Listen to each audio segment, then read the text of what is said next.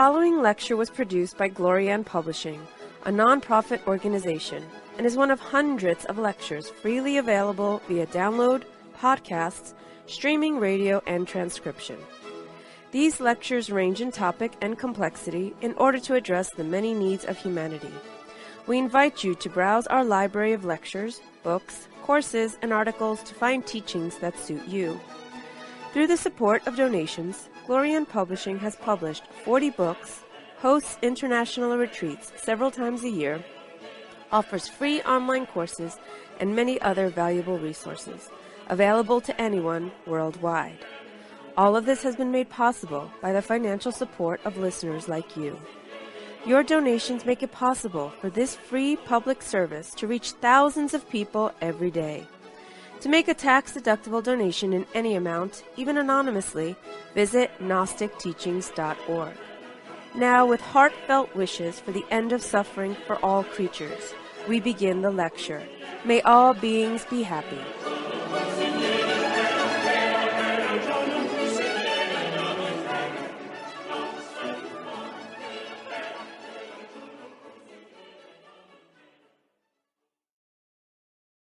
We are gathered for this lecture today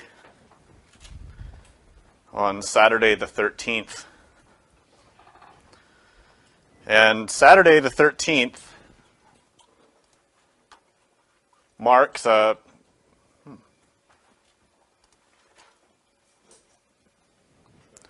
We're gathered for this lecture today on Saturday the 13th, which is a special day for students of the Gnostic tradition because of its symbolic significance. The word Saturday comes from the word Saturn, which of course is the name of a Greek god. Saturn is the god of time, the god of endings, the god of death. And in the structure of the esoteric stellar studies of astronomy or astrology, Saturn is the seventh of the seven. He is the god of endings. So where the moon is the first and begins and conceives and originates, Saturn closes, ends, and prepares for the new beginning. And that's why we have this tradition nowadays that is close to forgotten of at the new year, we have the old man time of the old year depicted as an old man with a beard, and we have the young baby who's bringing in the new year. Those symbols come from the esoteric tradition of the moon and Saturn. The moon, which initiates its conception, it's the newness, it's the coming of a new age. And the old man, which represents the passing away of that which was. Saturday is the day of Saturn, the day in which we remember and reflect on the week, on the time that has just passed. Moreover, today is Saturday the 13th. And 13 also has special significance because it is the number or the letter in the Hebrew alphabet, Mem. Mem represents the waters, but it also represents change, death, a great transformation. And this is why we find the letter Mem in very important words throughout the tradition of Kabbalah, such as Malkut, such as Mavet, which means death. So Saturday the 13th,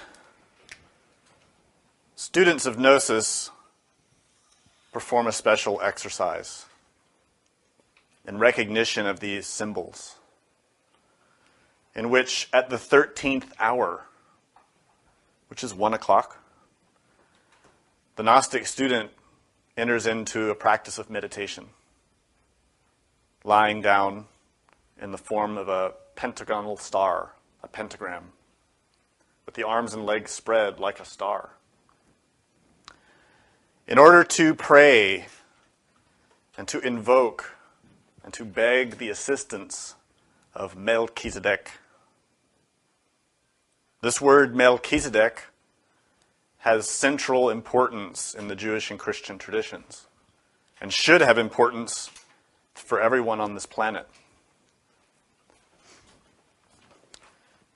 The word Melchizedek appears throughout the Jewish and Christian scriptures, but is a very poorly understood symbol and person. As we've explained in many lectures and throughout the books of Samael and Beor, the prophets and apostles are both real people and symbols of factors or elements or archetypes within us. Melchizedek is no exception. Melchizedek is particularly important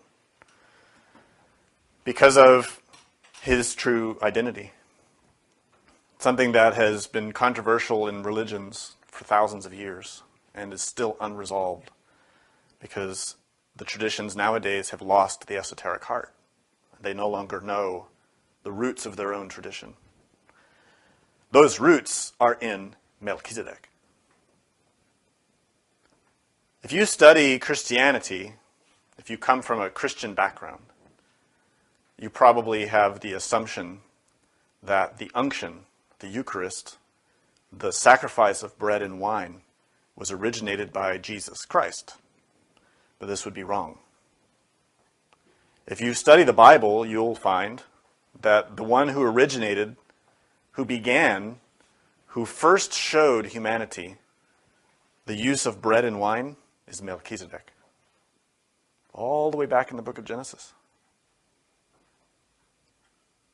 Moreover, it says in that passage that Melchizedek was a high priest who blessed Abraham.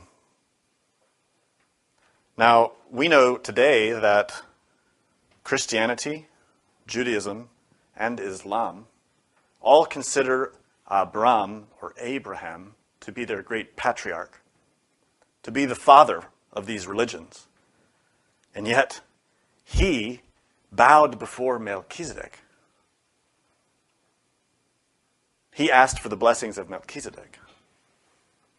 So Abraham was below Melchizedek. This is very significant. It shows to us that much of what we have inherited is not accurate in terms of our theories and beliefs and ideas about our religions. Amongst the Jewish tradition, there's been a bit of disquiet for thousands of years because it's stated in that tradition that the priesthood, the Cohen, originated with Aaron, and that he was the father or the originator of the priesthood amongst the Jewish tradition, when in fact Aaron comes after Melchizedek. Melchizedek appeared far before Aaron, and Melchizedek is described as a high priest. So many rabbis have struggled with this to explain how it is that Aaron supposedly is the originator of the priesthood when in fact Melchizedek was there long before.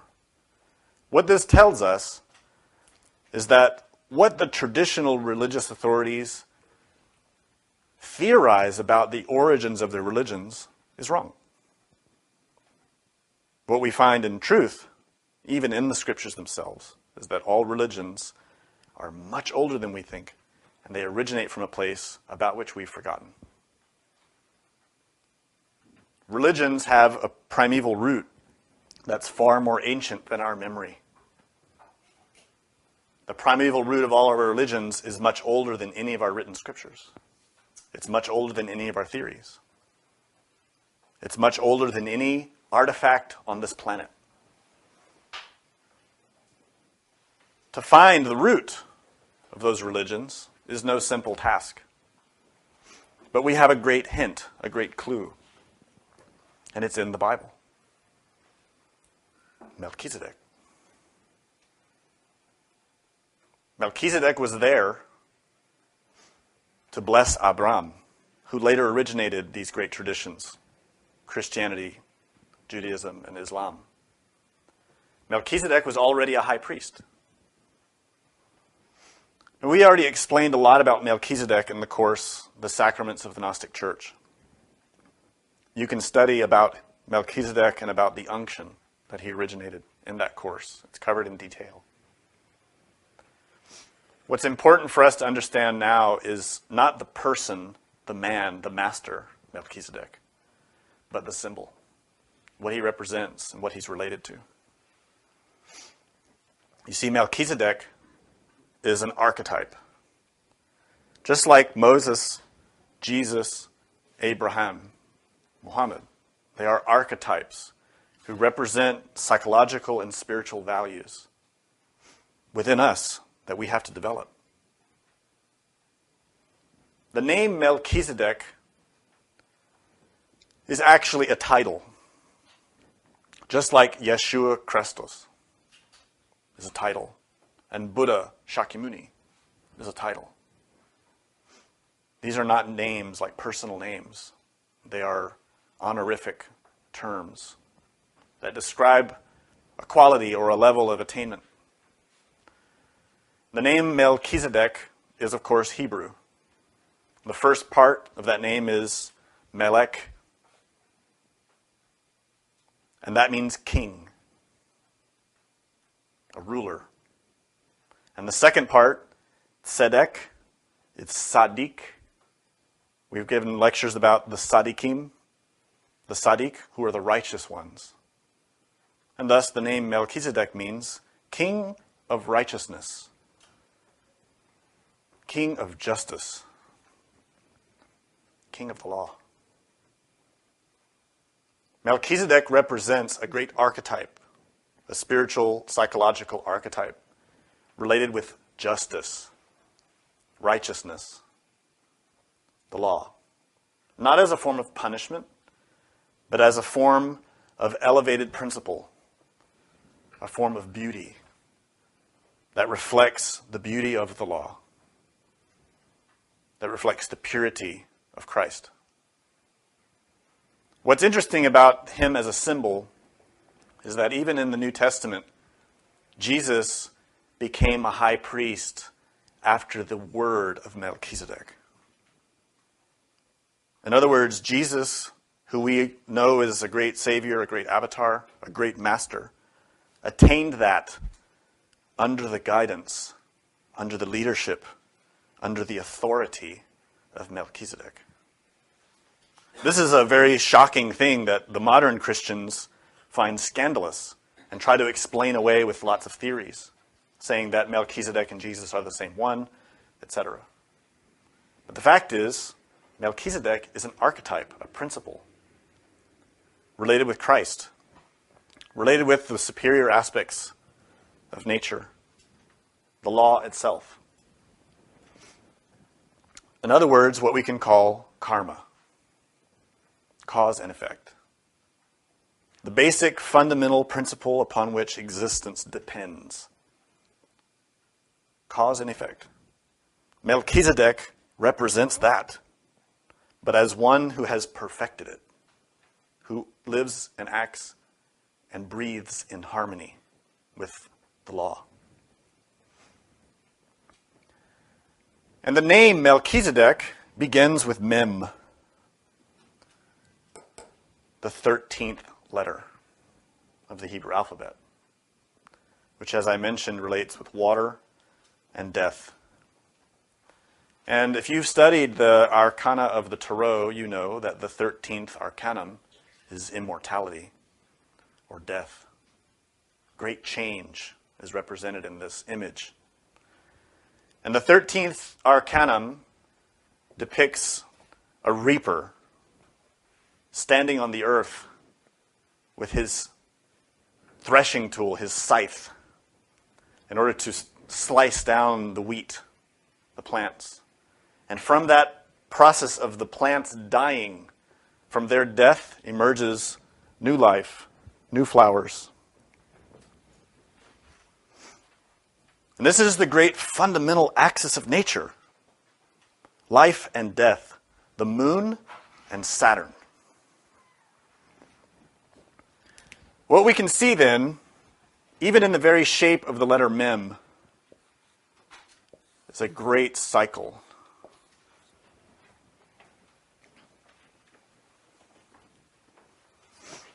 Life and death. The number 13 represents that.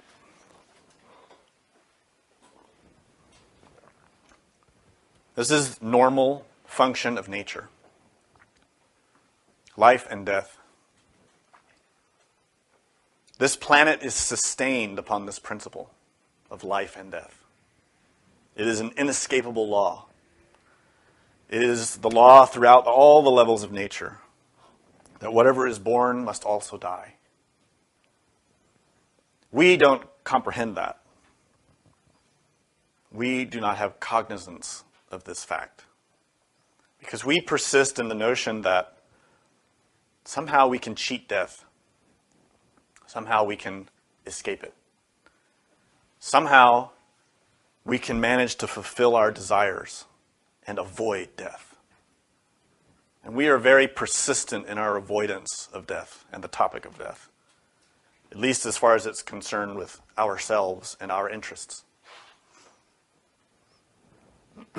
Nonetheless, the Arcanum 13, the letter Mem, represents this fundamental principle of nature. And that's why it's the first letter of the name Melchizedek. As the king of righteousness, the king of justice, he is a lord of death, related with Saturn. This has specific importance for us, and this is why on the 13th, any Saturday the 13th, the Gnostics perform this exercise to meditate and to entreat Melchizedek for assistance.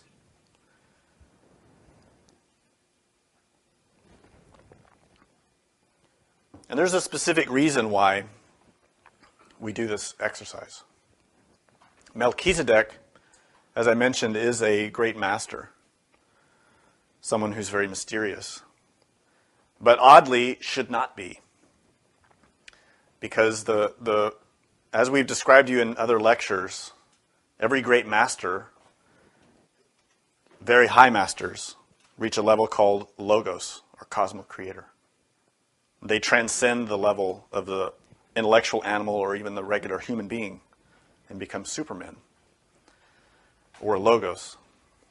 What this means is that master, that entity, has become a cosmo creator, has transcended the limitations of a mere humanoid body, and is now capable of originating new levels of physical bodies. Every star, every planet, every solar system is the body of a master. When we look at the heavens, we see the celestial traffic. We're seeing the bodies of very elevated conscious beings who, within their organism, sustain the lives of billions of others. And that is how they manifest the law of Christ, which is sacrifice. They give of themselves in order to aid others to rise also. All of the planets, all of the suns, all of the systems are conscious. We already know from mere terrestrial physics that light has consciousness, that light makes choices. But light is only an expression of a sun, of a star. It is the light of Christ expressing itself out from the body of that master. You see, our sun, Ors, the center of our solar system, is the body of Michael, a great angel. And you see his resplendent nature and the solar light that emerges from him, from his heart. And likewise with every planet in our system. Mars is the body of Samael, the Logos. Jupiter, Saturn, Mercury, Venus, all of these planets are the bodies of angels, the bodies of masters. Earth is no exception. This body of Earth is not inert matter. It is not just an aggregation of rocks. It is a living, breathing organism. It is alive. We only have life because the earth lives. If the earth dies, we die. Let us look at the moon.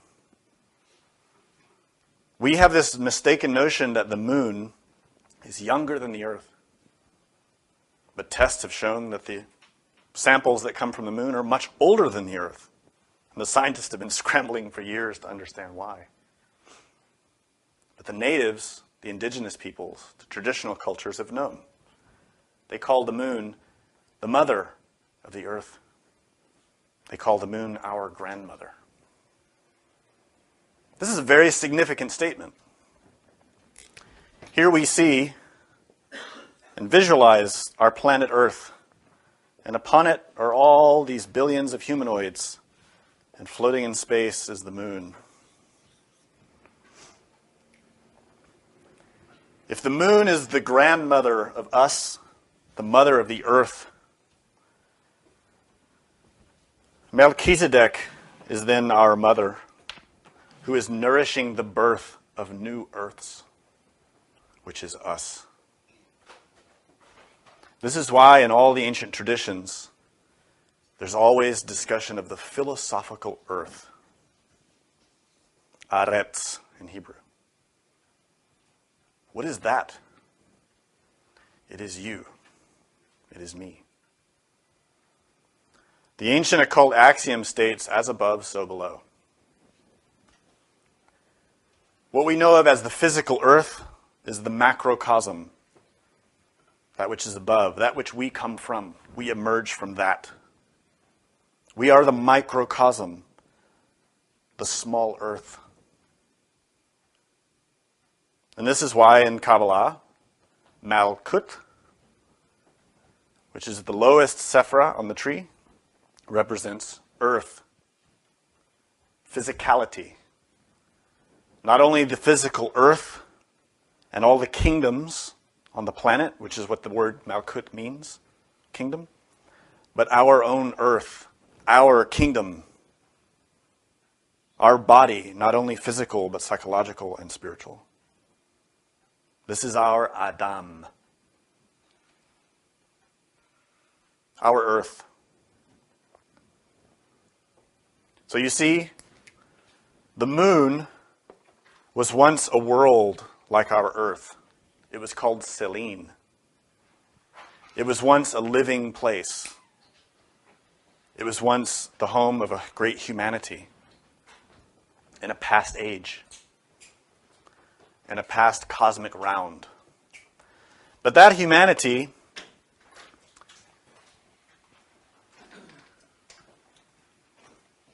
unfortunately degenerated.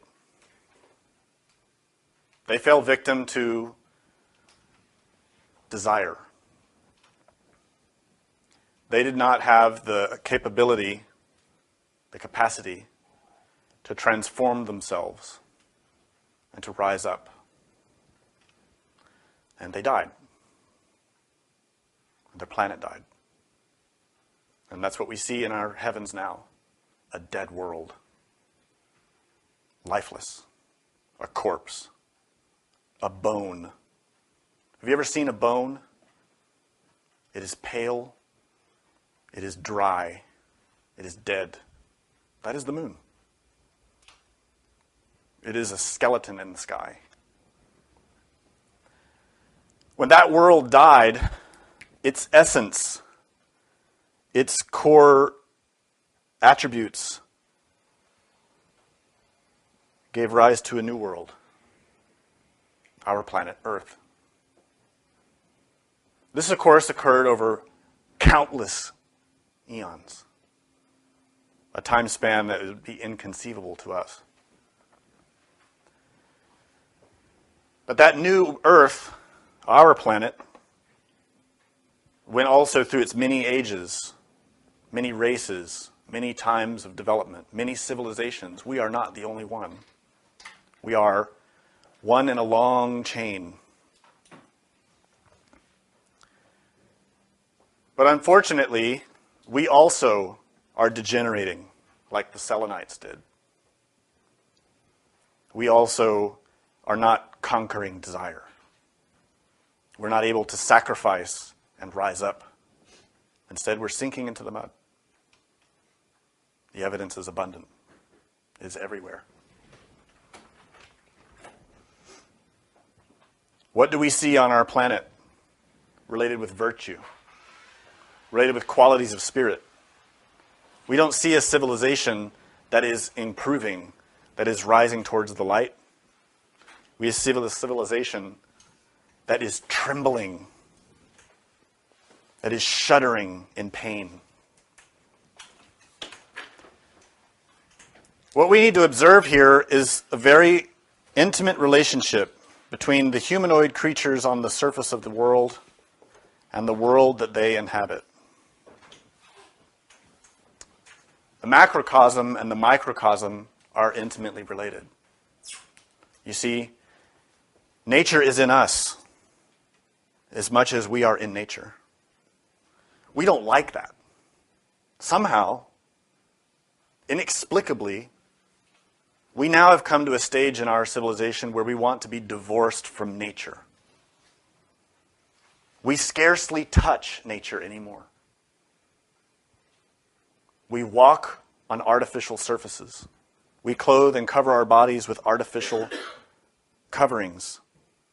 We scarcely touch the dirt, the soil, the grass. We scarcely see the sky. We've become divorced from our mother. And somehow we think we are separate from nature. That somehow we are masters and kings and queens of nature, when the evidence is clearly opposite. We are just victims of circumstances. We have no control, not only of ourselves, but of nature around us. We are very weak, even though we believe we are the most elevated civilization ever. The evidence is the opposite. Let us observe this civilization. What does it have to offer? Perpetual war? Increasing poverty and slavery? A rapid decline in the availability of pure water and real food? Nowadays, you can't go to any market and buy an actual tomato.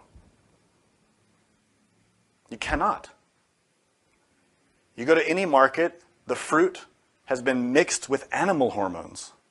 It is not a fruit. It is not a vegetable. It is a hybrid. It is a graft. It is an abomination. What about the rest of our food supply? The world depends on several primary crops: wheat, corn, soy, rice. None of these crops are the same crops that our grandparents ate. Not one of them. Every one of them now has been patented by a corporation. Every one of them now is no longer a diversity of seeds, a diversity of fruits or vegetables or grains. Most of the world's wheat crop, corn crop, soy, and rice come from one root, which has been modified by scientists. Which means that one crop, which is now worldwide, it only takes one disease to kill it. In the past, we had a great diversity of wheat varieties, corn varieties, soy varieties, and a disease could come and maybe wipe out a few crops in a few areas, and it'd be a minor famine. But no longer is this the case. Now a farmer cannot grow the crop that they choose. They have to get permission, and they have to pay a fee to the corporation that owns the patent. You might think I'm making this up, but I'm not. And this is the factor that's happening not only in North America, but it's spreading around the world. And those crops, genetically modified, scientifically engineered, are vulnerable. Right now, there is a wheat rust that's spreading up from Africa into the Middle East. that the scientists are not able to control. And within a few years, it will probably produce a famine. And it could spread worldwide, and there's no antidote. It's killing the crop that they engineered. This danger is not just one crop, it's every one of these crops. All of them. All of our fruits, all of our vegetables are in danger of this type of situation. This is why the scriptures predict famines.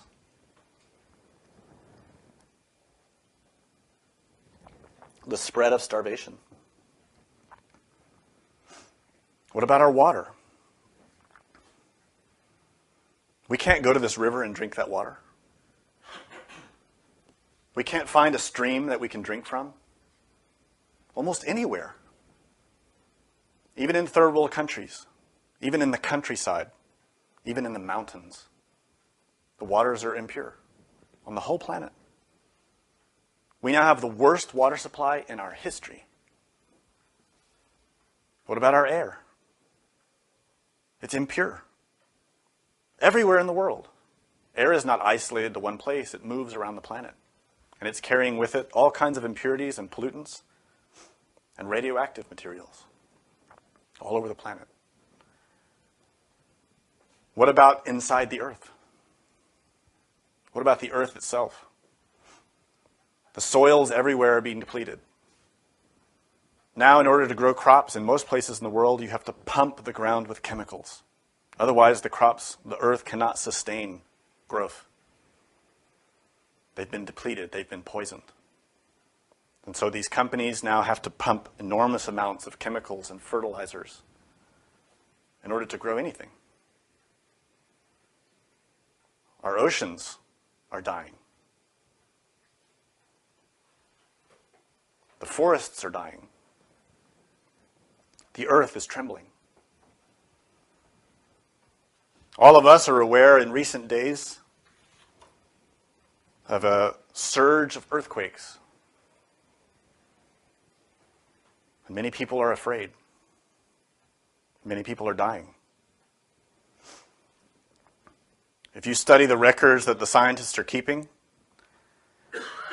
you see a major earthquake every couple of days with increasing frequency. We see that in the 1990s, we averaged 50 to 60 major earthquakes a year. And by 2005, 6, 7, 8, and 9, we're over 1,000 a year. I have the data here if anybody wants to see it. It's not made up. Why is this? Let me ask you a question. If you were to see a person covered with disease, sick, dying, shaking with convulsions, what would you think would happen to him? What would you assume is going to happen? You would assume he's going to die. That's what's happening to our planet. Our planet is dying. No one wants to admit it, but the evidence is abundant. And let me read to you something said by Melchizedek himself about his body, this planet Earth. Melchizedek gave this prophecy in Tibet.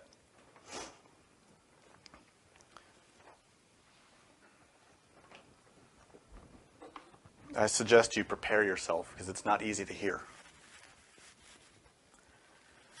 He said, men will gradually forget their souls to only take care of their bodies. The greatest corruption will reign on earth.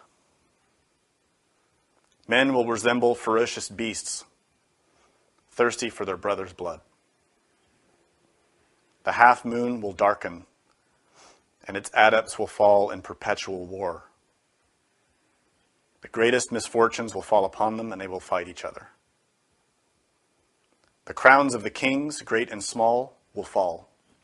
1, 2, 3, 4, 5, 6, 7, 8, A terrible war among all peoples will break out. The oceans will roar. The earth and the bottoms of the seas will be covered in bones. Kingdoms will disappear. Entire populations will die.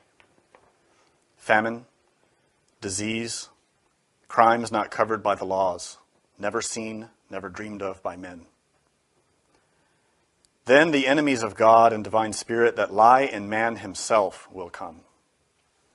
Those who raise their hands against others will perish as well. The forgotten and the persecuted will rise later. They will be the center of attention of the whole world. There will be thick darkness, horrible storms. Mountains, until then arid, will be covered with forests. Earth will be shaken. Millions of men will exchange the chains of slavery and humiliations for hunger, pestilence, and death. The roads will be crowded with people walking randomly from one place to another. The greatest, most beautiful cities will disappear in fire. 1, 2, 3. Out of 10,000 men, 1 will survive. And he will be naked, deprived of reason, and lacking strength to build a shelter or find food. And these surviving men will bark like mad wolves. They will devour corpses and bite their own flesh, and they will challenge God for combat. The earth will be deserted, and even God will leave. Only death and night will be on the empty earth. Then I will send a group of people, until then unknown, who with strong hands will remove the weeds from the cultivating field of vice and will lead the few faithful to the spirit of man and the battle against evil. They will found a new life on earth, purified by the death of nations.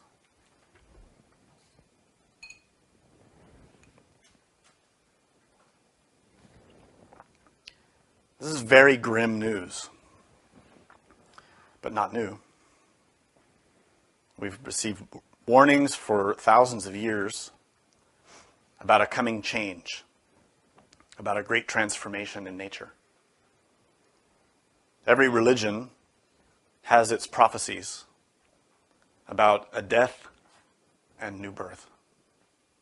The Bible is filled with references to a coming cataclysm brought about by fire. Every religion has stated that that transformation is necessary in order for a new earth, a new heaven to be born. And this is why we read in the book of Peter, "But the day of the Lord will come as a thief in the night, in which the heavens shall pass away with a great noise, and the elements shall melt with fervent heat. The earth also and the works that are therein shall be burned up."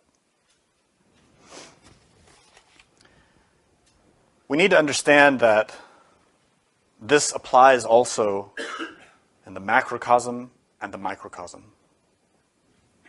Our earth, our planet, is a living entity like any other. It was born, it will die. No one knows the hour. No one knows the day. There are many prophecies and many symbols, but no one knows the final moment. Nonetheless, it is undeniable that our planet is passing through a great transformation and that it is accelerating. We can see it everywhere. Much of what I read in that prophecy is already happening. We can see it. We know it. We can feel it. But this description of the end, the death, is not merely referring to the physical planet, Earth.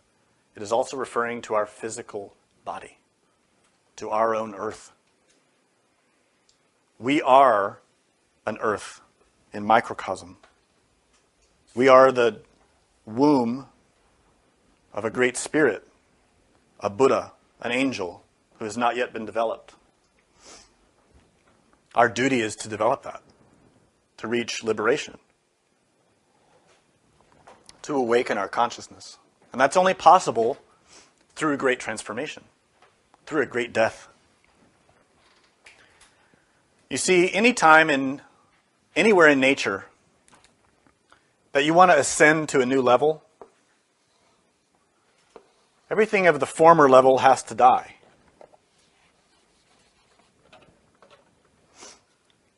When you became an adult, everything in you of a child had to die. If you want to become an angel, a master, everything in you that is impure, that does not belong in heaven, has to die. There's no exception to that. You cannot take your pride, your lust, your envy, your fear to heaven. It can't go there. It's impossible. The ego and the divine can never mix. So, for us at our level, to reach a new level, there has to be a death. We see this in nature. In simple evolution, in natural selection, when we observe the growth process of any species, in order for that species to improve, to become more resilient, to become stronger, the old parts die and new ones are born. And in each birth, there is a change. There is a transformation. With each new generation, there is a change, a transformation. But that transformation depends on death, birth, death, birth, death, birth. In this case, we want to achieve spiritual birth, the second birth, to be born in heaven, to have immortality. This is a law of nature. It exists. There are immortals. There have always been immortals, and there will always be. But they are not like us. They are not animals. We are animals. We're animals with intellect. But we're not human beings. A human being has destroyed the animal in himself and become truly human. For that animal aspect has to die. We see this anywhere in nature. When the plant gives off its seeds, those seeds emerge, the old plant dies, the new plants rise with the changes. And that change again is propagated. The plant dies in order for the new one to rise. The seed always dies. We are a seed. We are an embryo. In Sanskrit, Tathagata Garbha, Buddha nature, the embryo of a Buddha. Buddhata. We are an embryo. And for us to ascend to a new level, everything of our old way has to die. Everything. And the only things that are retained are that which belong above. Only that which belongs above can go there. This has to do with many laws in nature, specifically a law called entropy. Entropy is very complex, like cause and effect, like karma. It's very complex. What do we see as entropy? What is entropy? Entropy is a law that states that nature tends towards disorder. Simply put. But to understand that is another thing. What it means is that our physical body is a highly sophisticated order. And the word order is cosmos. This body is a world. It is a very sophisticated system or sequence that is sustained through sacrifice. Every day, we have to transform this body in order to keep it alive. That transformation, that sacrifice occurs in 3 levels. At the bottommost level is food and water. Obvious. We need that. Without food and water, we die. We can last a few days, more or less, without them. Food and water, right? The second level up is air. We can't live without air. For a few seconds, maybe a few minutes. And above that, impressions. What are impressions? Information. Perception. It's the functioning of the consciousness. That's what keeps us alive. These three aspects. These three are like the floors of a factory. That factory is us, physically, psychologically, spiritually. We are sustained. We are kept moving through a continual process of transformation in these three levels of our inner factory. We continually must eat and drink. We continually must breathe. And we must continually take in information. We all recognize that we have the longing or hunger or thirst for food and water. Unfortunately, that hunger, that thirst has become corrupted. We no longer crave the pure elements that will naturally sustain us in the most healthy way possible. Now, we want Twinkies. Right? We want to eat garbage. Many people on this planet now will not eat food unless it came out of a box. They won't eat natural food.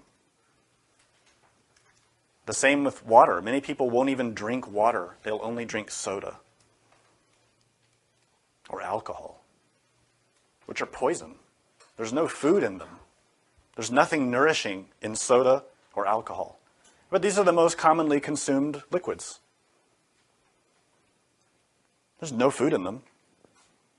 It's chemicals, poison, that are proven to kill the body and the mind. And air, of course.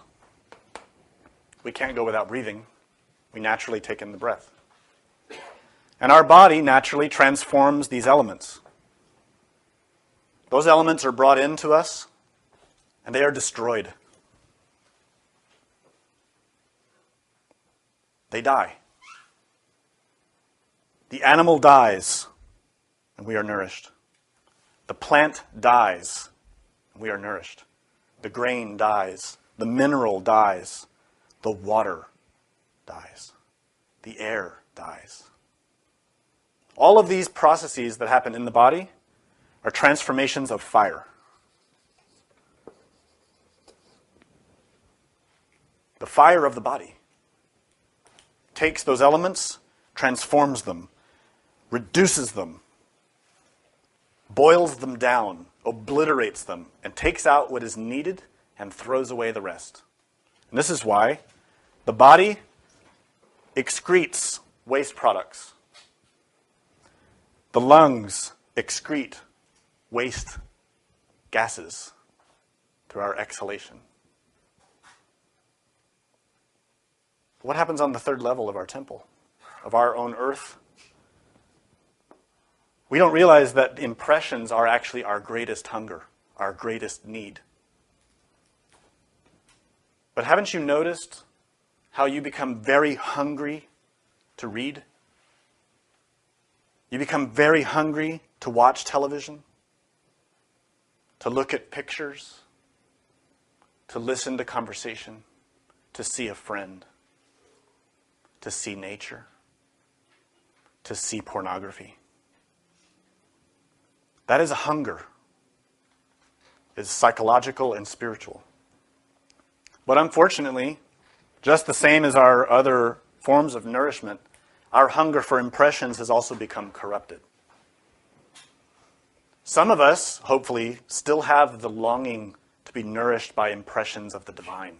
And this is why we study spirituality. Our consciousness, our buddhata, still has the hunger to be nourished by God. To be nourished with pure food. What in the Bible is called lachem, bread from heaven, manna.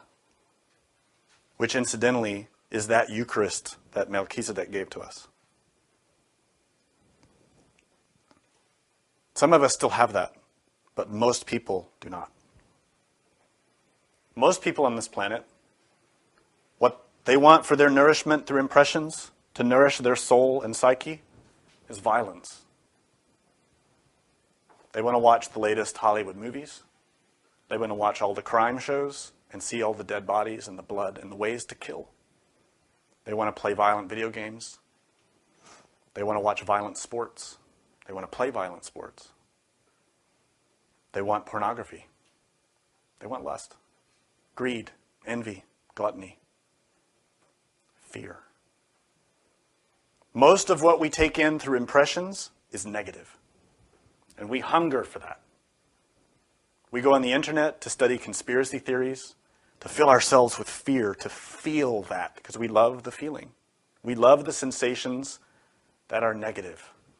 To feel afraid, to feel proud, to feel vengeful, to feel angry, to feel resentful, to feel lust.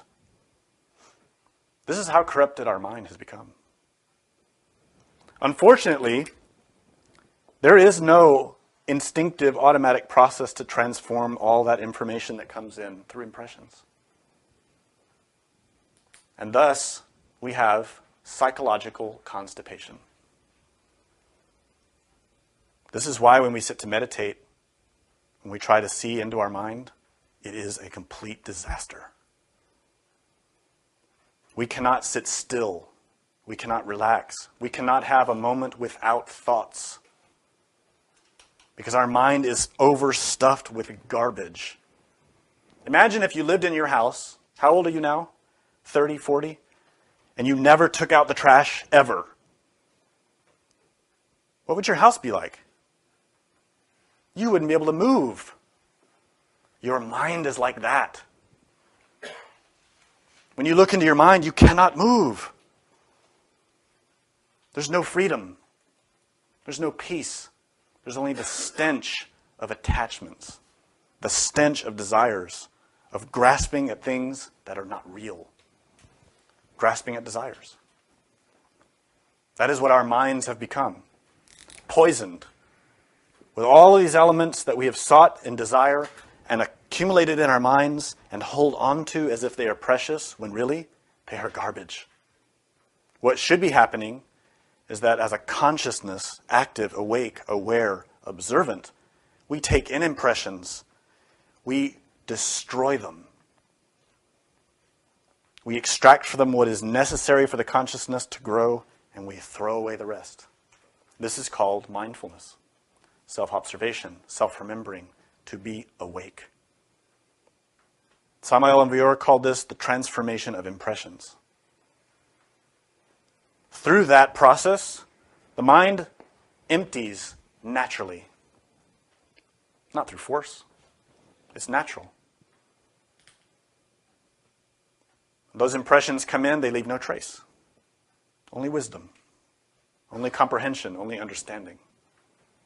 The mind then becomes what it should be, its natural state, which is perfectly serene, happy, joyful, and capable of reflecting the entire universe. You see, we are in nature, but nature is in us. The mind that we have, in Greek terms, or in Hebrew terms, is called heaven. When we look at our physical body, we see the heaven and the earth. The earth is the body. Heaven is the mind. But our heaven has become a hell. That's why the Bible says that the great fire will come and cleanse and burn the heavens and the earth. Now, I don't think the Christians ever really thought about that. The heavens will burn? Aren't we all going to heaven? Doesn't make sense. But it makes sense when you understand what the root word heaven means. In Hebrew, it's shamayim. The very first line of Genesis says, in English, in the beginning God created the heavens and the earth. Well, from our point of view, God created us, our heavens and earth. The earth is the body, the heavens are the mind. The body, aretz, is earth. The mind, shamayim, is the heavens. That word shamayim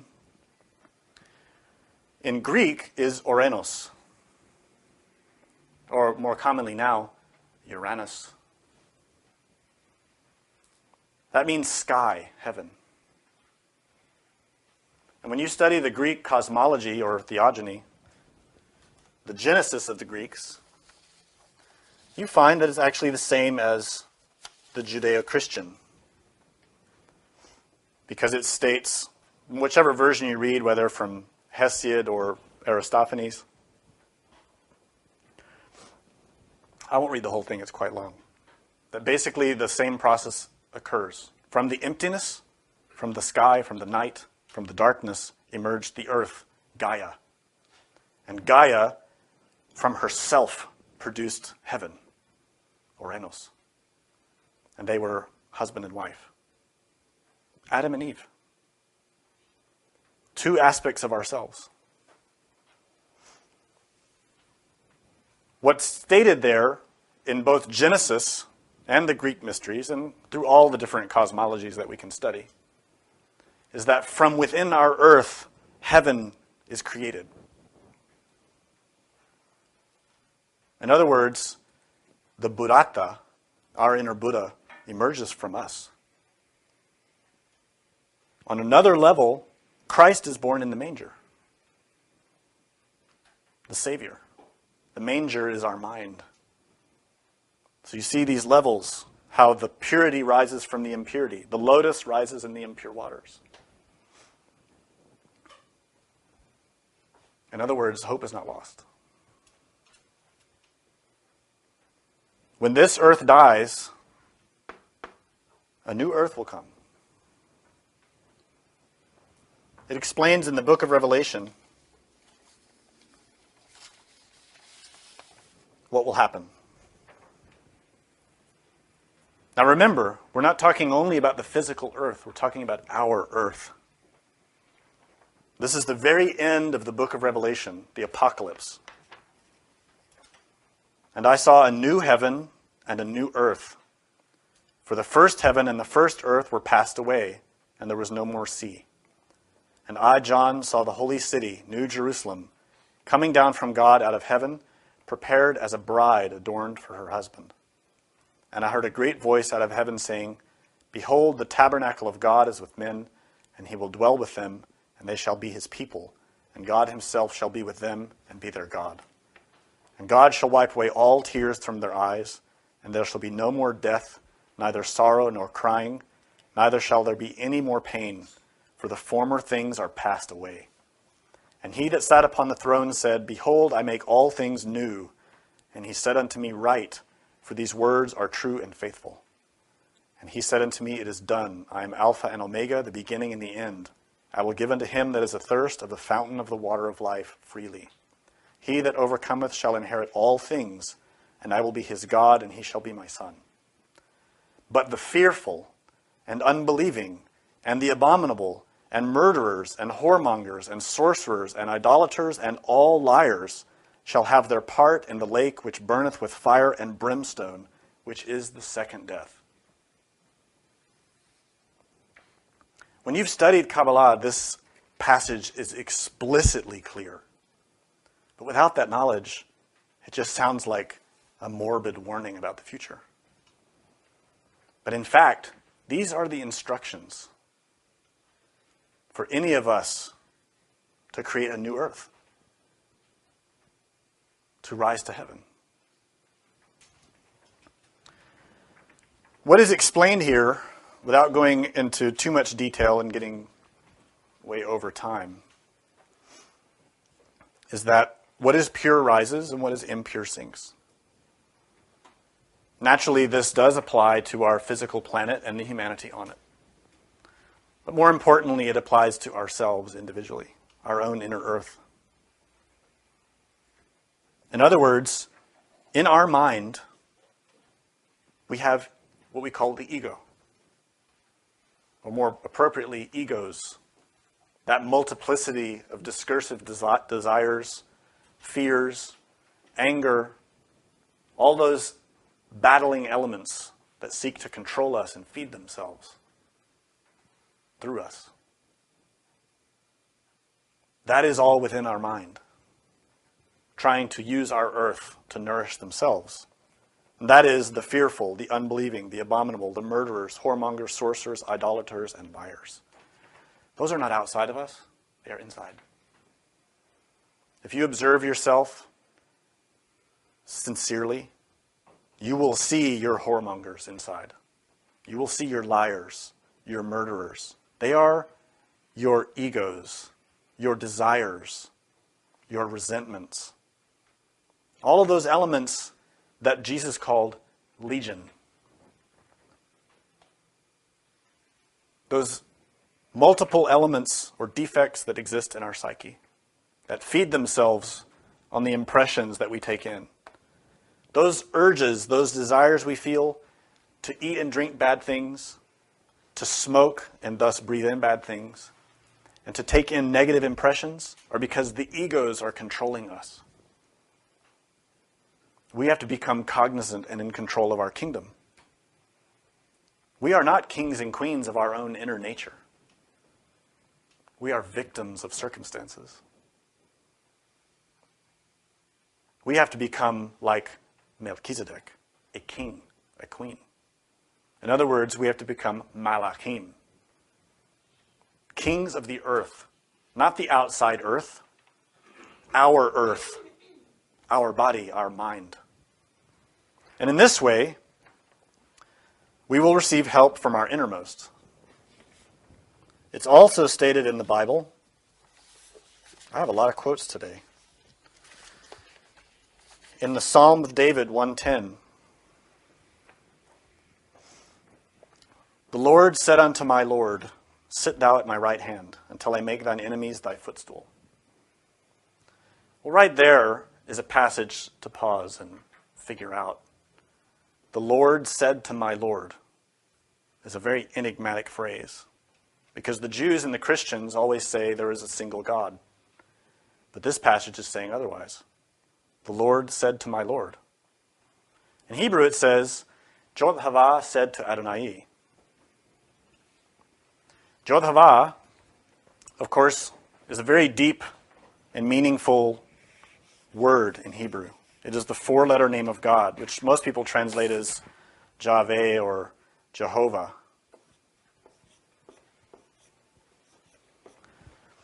Jod He Vav He. This is the first appearance of the word Lord. The second is Adonai, which means Lord. And it says, sit thou at my right hand until I make thine enemies thy footstool. This is the English. At the right hand, in the tree of life, is the right column.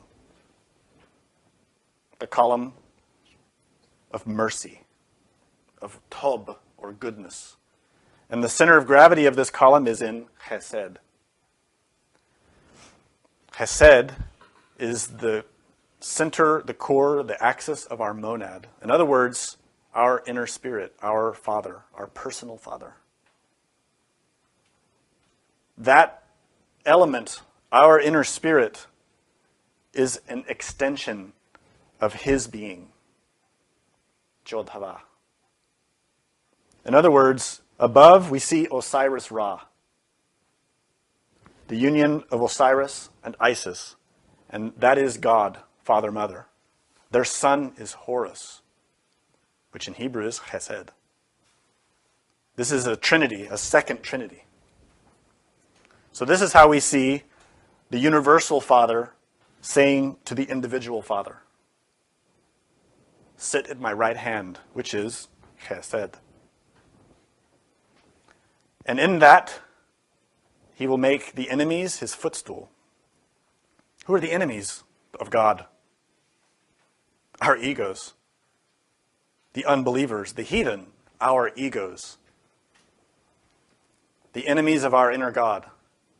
And what is the footstool? Malkut. Malkut, if you extend the tree of life over your body, Malkut relates with your feet.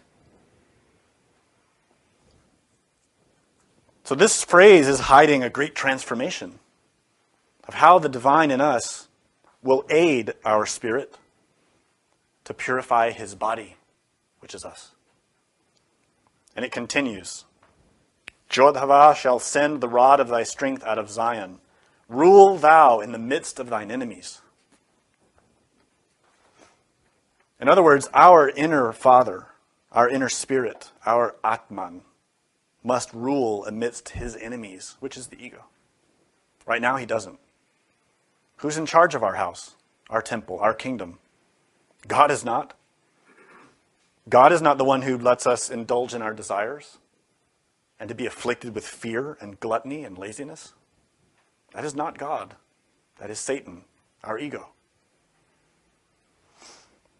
And it continues, thy people shall be willing in the day of thy power, and the beauties of holiness from the womb of the morning. Thou hast the dew of thy youth. The Lord hath sworn and will not repent. Thou art a priest forever after the word of Melchizedek. The Lord at thy right hand shall strike through kings in the day of his wrath. He shall judge among the heathen and shall fill the places with dead bodies. He shall wound the heads over many earths. He shall drink of the brook in the way, therefore shall he lift up the head. That psalm is pure Kabbalah. And we could never explain it in a single lecture. There's too much. But the phrase is essentially saying, or this psalm is essentially saying,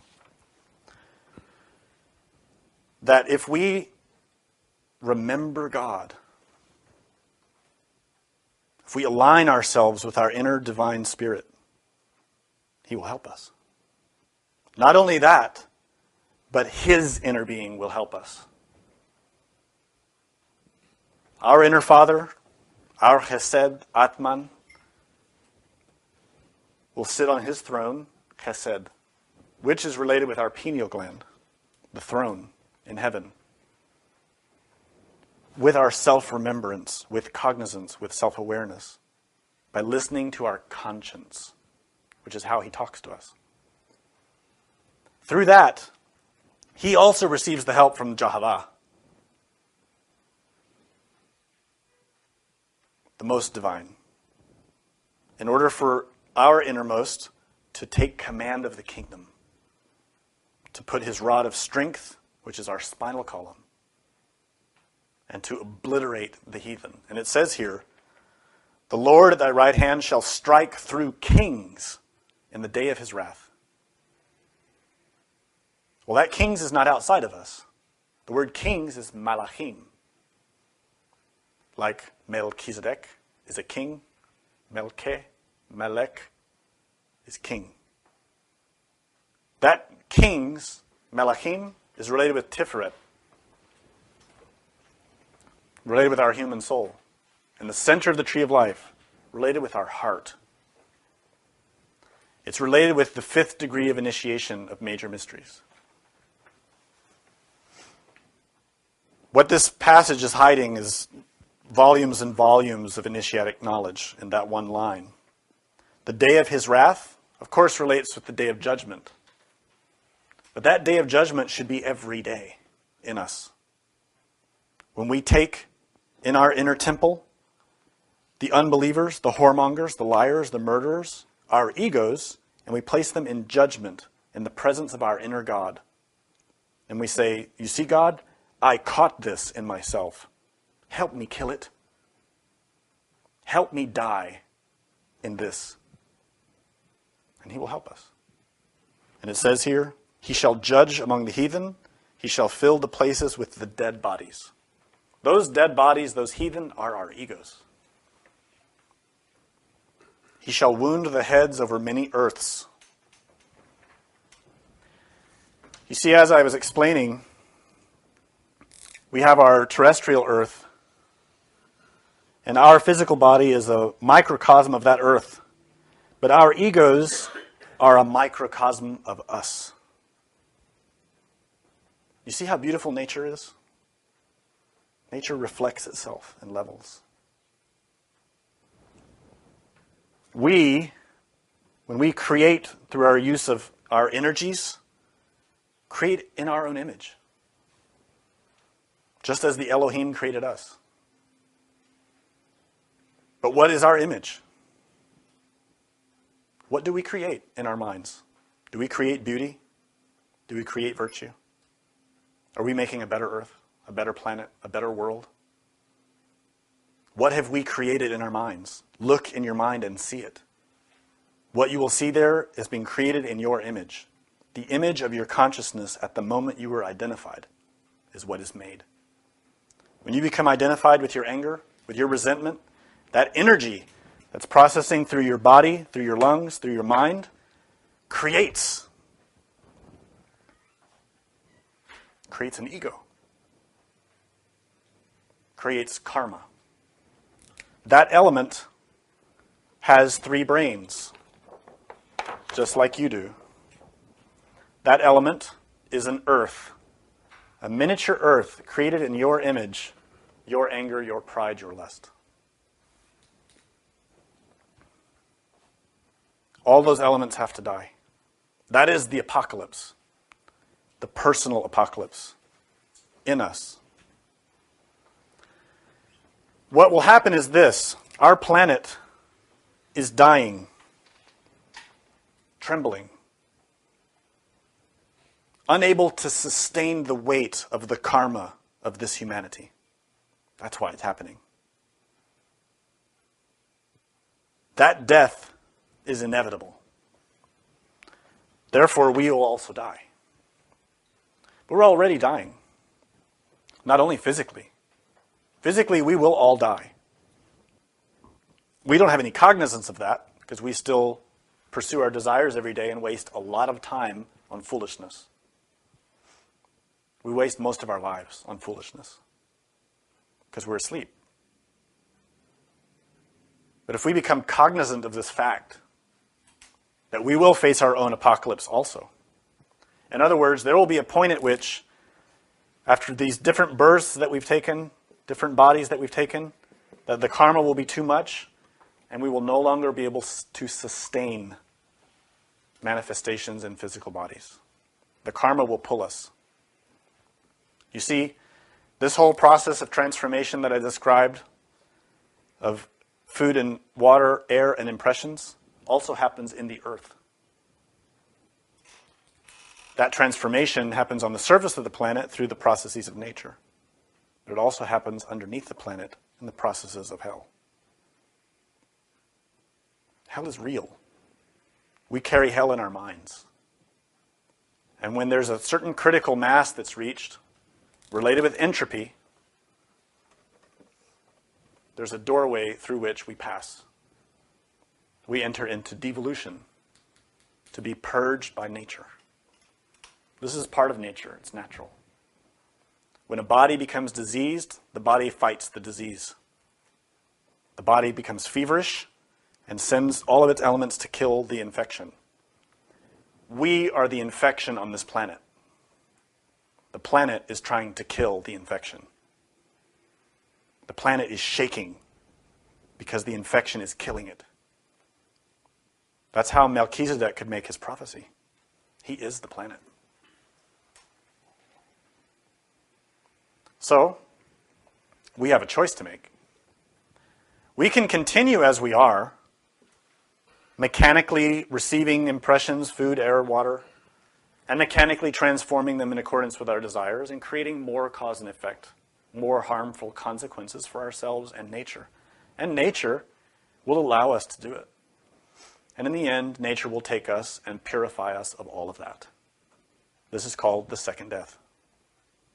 This is a process through which the consciousness, those elements, are taken out of the physical realm and put into the inferior worlds, which in Kabbalah are called Klipoth or Gehenon, the Avicii, the infernal worlds, hell.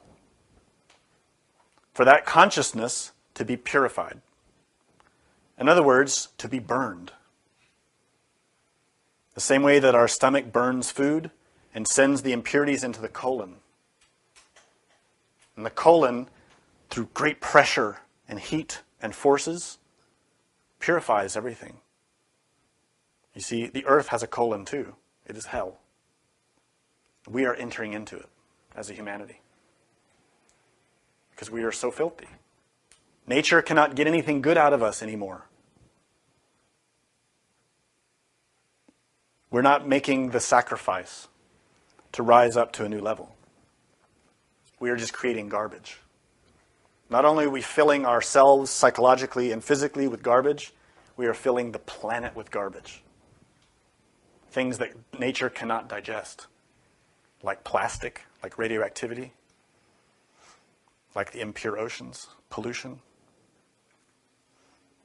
So nature is going to purify itself. So if we take advantage of this knowledge, we can avoid the second death by performing it in ourselves. So that day of wrath of the Lord is something we should be performing daily in our meditation. To purify our minds, to watch ourselves all day and all night. And when we find impurities, to seat it on the chair of the accused and to understand it so that we won't repeat the mistake. This is a process called psychological or mystical death. It's represented by John the Baptist in the Bible, represented by Jesus, represented by Moses, by every initiate. We don't enter heaven just by believing. We enter heaven by being purged. But there's a difference. When nature purifies itself through the second death, the consciousness emerges out of that process purified, but not having grown. The consciousness, the soul, doesn't gain anything from that, but pain. It ends where it began, with nothing. Just thousands of years of experiences, but no understanding, no comprehension, no wisdom. On the other hand, if we perform that cleansing consciously, we acquire the wisdom of all the mistakes that we've made. We understand, we learn what is right, what is appropriate, what is wrong, what is inappropriate. We comprehend compassion, love. We understand what anger truly is and its devastating effects. We understand why lust is wrong and harmful. We understand why envy destroys. And from that, we naturally, spontaneously become good people. In other words, we become a master, a king, a Buddha, an angel. That is what an angel is. An angel is a human being who's become clean. And there are many levels of angels through every level of the tree of life. These are hierarchies of beings. When you look into the heavens, you are seeing their bodies. Not their soul, not their consciousness. They can take bodies like us. But all those planets, all those galaxies, all those suns and solar systems, all those worlds are all those who have done what we have not done. The universe is not empty of life, it is life. And we are not the pinnacle of civilization. We are a backwater world filled with vice.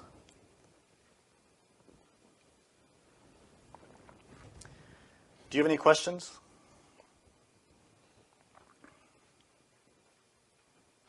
You mentioned that we're in nature and nature's in us. Now we're in the city and the city's in us. Can you talk more about how? Absolutely. Everything that is outside of us is a reflection of what we are inside. In the book Revolutionary Psychology, Samael stated that our exterior circumstances reflect our interior. And we make the mistake of thinking, if I can change my exterior life, I'll be happy. But we don't realize that everything that's happening around us is because of what we are inside. The city around us was made by us. God didn't make it. And we see, if we look in our cities, they are not ideal places to live. In fact, they're quite corrupt. They are like sores or wounds on the earth. If you look at Earth as a scientist from a distance and you see this beautiful planet, how radiant and lovely it is, but then you go in close and look at a city, it's horrible. It's like a boil or a bleeding wound on the earth from which is oozing pollution and garbage. Nothing good is coming out of it. Let me tell you a little secret too. Other planets don't have cities. We do. Let me explain a little bit about that, because it's something I didn't touch today because it's a big topic. It was just more about entropy. It's very hard to put into words, but if you understand what I was saying about transformation, that to rise, for us to sustain the body and become healthy, we have to eat good food, and that food has to die. If it's bad food, it will kill us. We know that. If you eat cardboard, you will die. But if you eat fruits and vegetables and things that are good for you, your body will nourish and grow and get healthy, like especially as a child. If you eat all garbage when you're a kid, you're going to be sick your whole life and weak. If you eat really good food, your body will grow in a very healthy way. The same is true spiritually, and the same is true on the planet. Entropy means nature tends towards disorder unless superior forces act and raise that system up. So it means that if you take a vessel of boiling water and a vessel of cold water, and you combine them, just mix them up, they will equalize each other, right? They will average out into nothingness. They won't have any distinction, no order amongst them. They will just flatten out.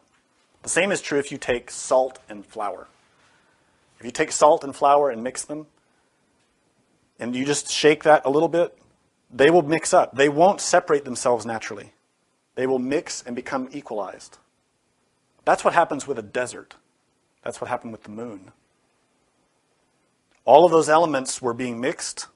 All the psychological and energetic and spiritual elements were being mixed, but without superior forces applied. So everything became equalized. Everything died. The example of the salt and flour, if you mix them consciously with intelligence, you can make bread, right? If you apply heat, if you add water. If you add elements and produce a transformation, you can make something good. But if you don't do it intelligently, you'll make nothing, something inedible. But the same is true in nature as a whole. What this means is that humanity as a whole is not living intelligently. Without consciousness, we are completely asleep, ruled by desires who only want to feed themselves. In other words, there is no superior sacrifice being made. There are no virtues being cultivated. We're not eating good, we're not thinking good, we're not acting good. So as a result, the entire society is in decline. Cities are in decline. Countries are in decline. What is the end result? A desert. Complete disorder. Order has to be created consciously, cognizantly, through the sacrifice of superior elements in order to nourish a good growth. From where is a golden age going to come on this planet? Who on this planet is living with humility, with chastity, with compassion, with peace? We're not. Not as individuals or as countries. You cannot create peace with nuclear bombs. You cannot create peace by waging war. You cannot create wealth through theft and through lying to people and misleading them the way all our big companies do.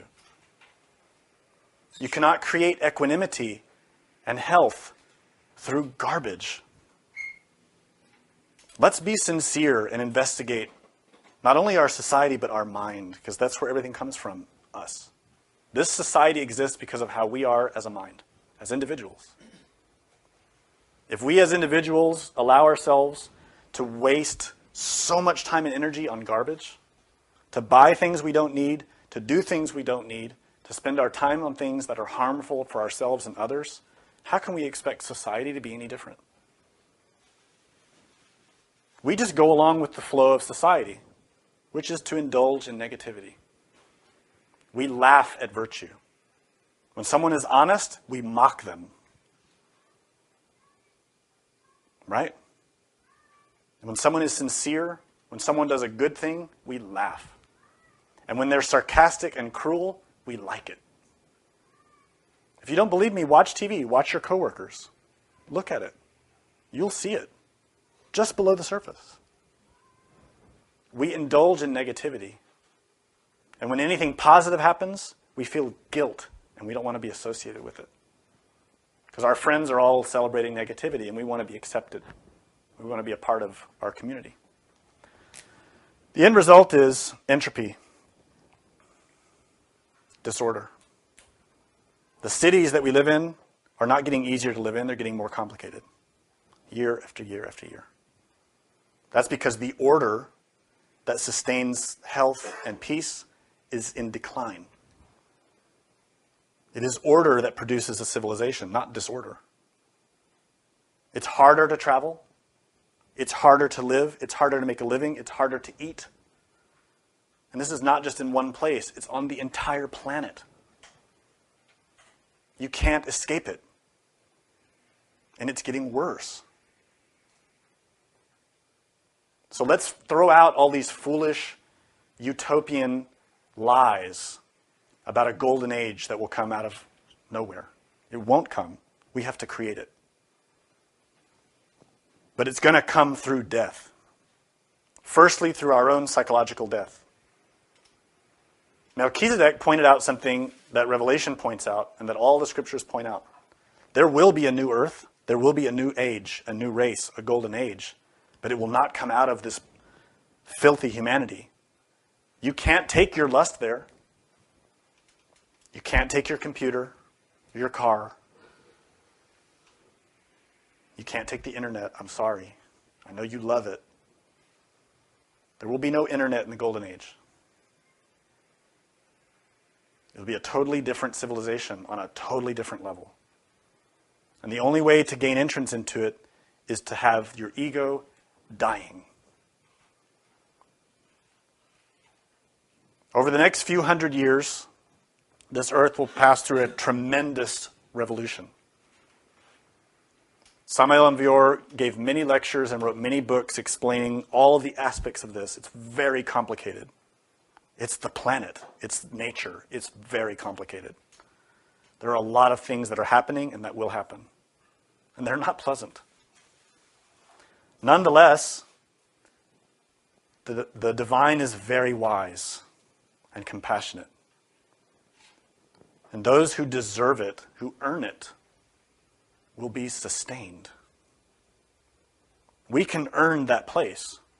We can earn the right to go onwards to help humanity, to help reduce suffering, and to help bring in a better age for humanity. But we have to earn that. It is not given for free. It is given when you deserve it, when you're purifying yourself. When God in you says, yes, you, my child, are doing it. Then you can earn that. Any other questions? How can we make a serious commitment to the Gnostic teachings and get help from our being to keep that commitment? How can we make a commitment to get help from the Gnostic teachings and our being? The best way to get help is to work on yourself every day. That's it. And that work is not exterior. It is interior. It is psychological. It is spiritual. It is, quite simply, to learn the three factors that produce a revolution. The first one is death. Psychological death. To be constantly watching your mind, your actions. To learn about your three brains, to learn about your psychology in detail. Not by reading books, not by listening to opinions, but by watching yourself. By every time you feel like you see yourself, to get out of that self and look at it. It's a constant revision of what you think, what you feel, what you see. The minute you think, oh, now I get it, don't make that mistake. The self is a very rich, profound volume. It is deep. Anytime you think you see something, you're only seeing one piece, and the mind has many levels. This is why we have to meditate. You can't see it all with your physical eyes. Physically. You have to meditate. And secondly, we have to learn birth, which is how to create the soul, how to nourish the consciousness. And that is to do this transformation consciously in all three levels of our inner factory. It is to take all the elements that we can that are good and useful and nourishing in order to sustain our soul. To stop eating garbage, not only physically but psychologically. We know there are things that we do we should not do, so stop. There's no more time. We don't have lifetimes anymore. Humanity moves in waves, like every other creature in nature. In waves. This humanity, this wave of humanity, is cresting. We have a limited window of opportunity for all these conscious elements to enter in physical bodies and reach their goal. And if they don't, the wave is absorbed back in the ocean. Our wave is being absorbed. We're out of time. Don't assume you're going to have another body. You probably won't. I know in my case, I do not. That's why I'm so zealous. I know from my own personal experience, out of my body, this is it.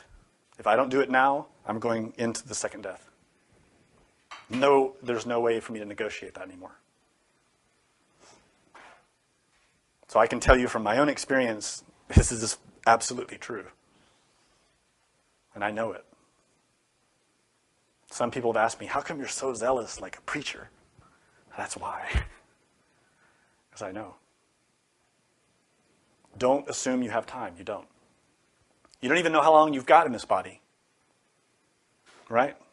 Does anyone here know when they're going to die? I don't. So make the best use of every day. Die in yourself. Work on your ego. Be born in yourself.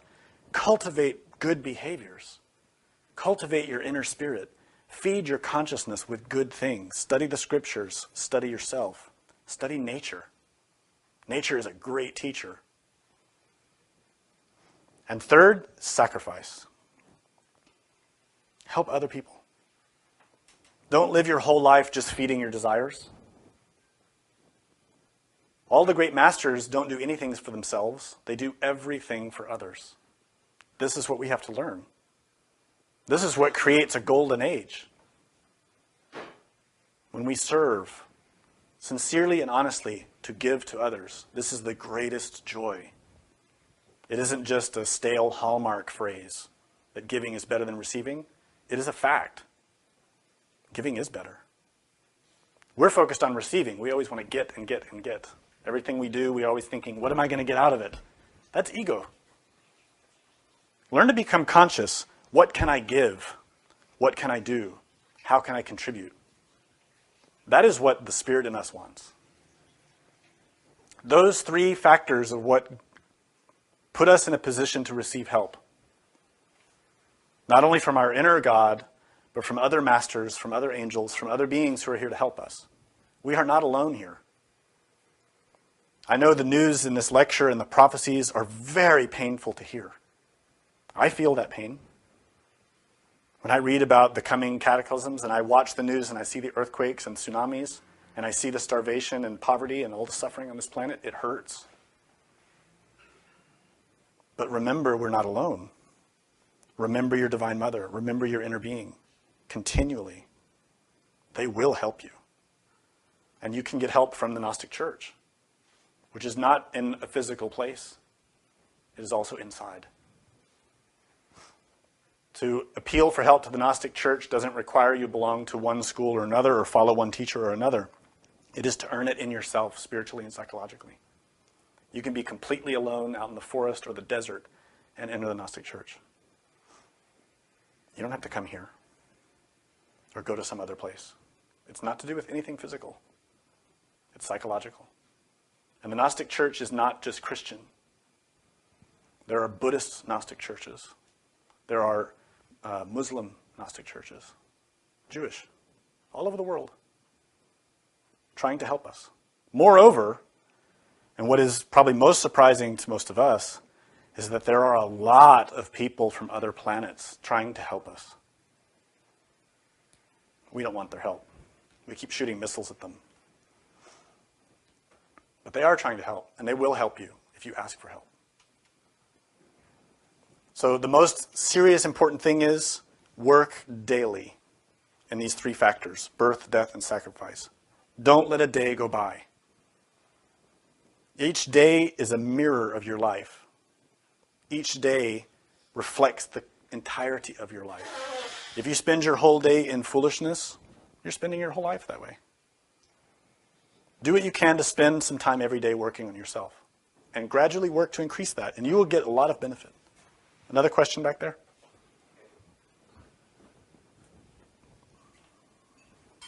Any questions? Yes? Where do you read about the practice for Saturday the 13th? As far as I know, it's not written. We're going to do it. Yeah, students here will do that practice today, the practice of Melchizedek. It's quite simple. On the 13th hour of the 13th, on any Saturday the 13th, at the 13th hour, lie down in the shape of a star with your arms and legs out, close your eyes, and pray to Melchizedek and meditate. Simply that.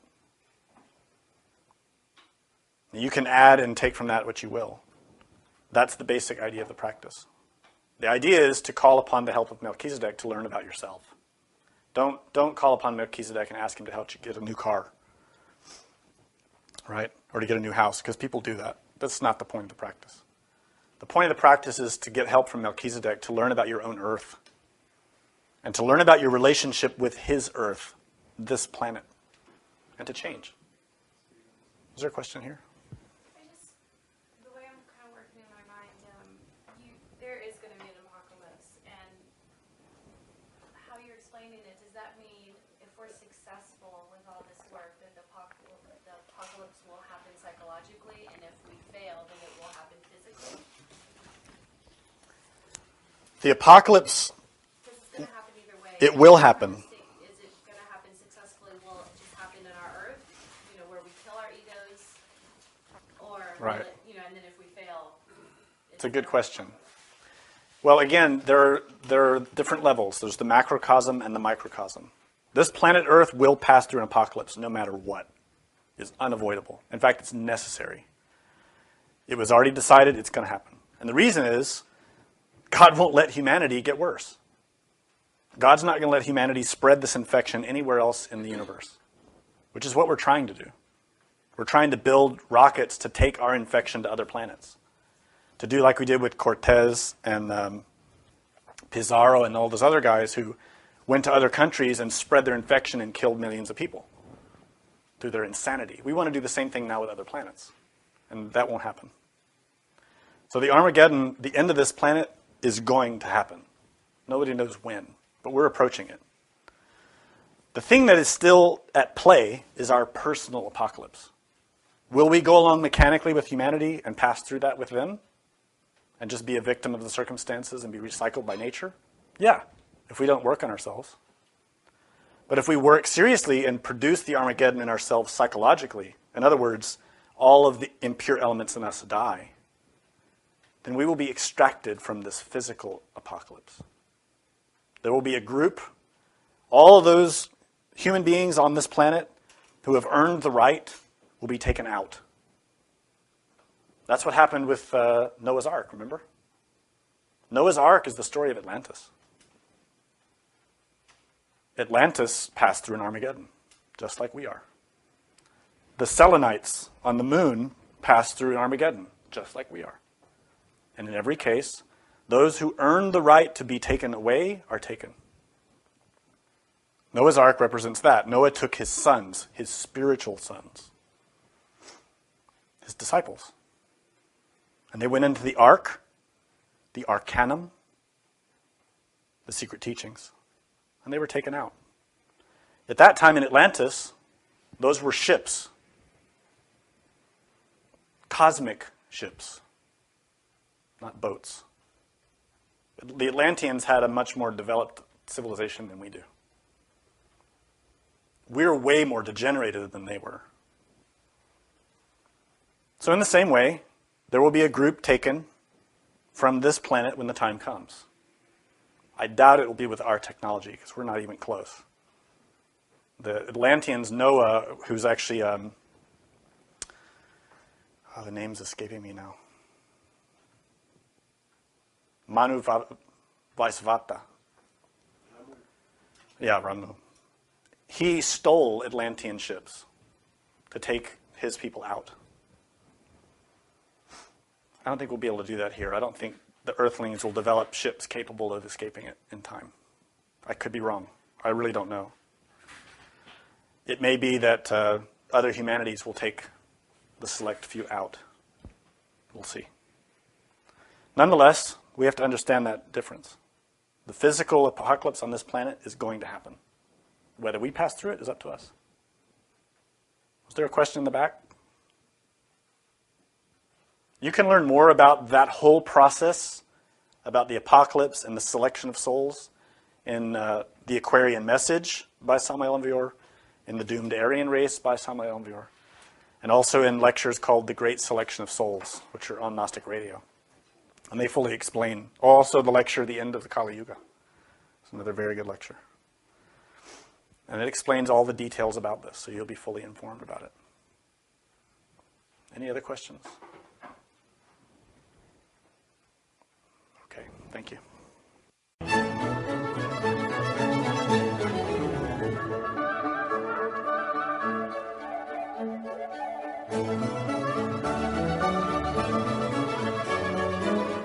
To learn more about what you learned in this lecture, we invite you to explore the books published by Glorian Publishing, available from booksellers worldwide. You may also be interested in online courses or upcoming retreats, all of which you can learn about at gnosticteachings.org. All of this has been made possible by the financial support of listeners like you. Will you help others to benefit from this knowledge? Most spiritual schools recommend a donation of $10 to $20 per lecture. Every donation helps. Make a donation now at gnosticteachings.org. Thank you. May all beings be happy.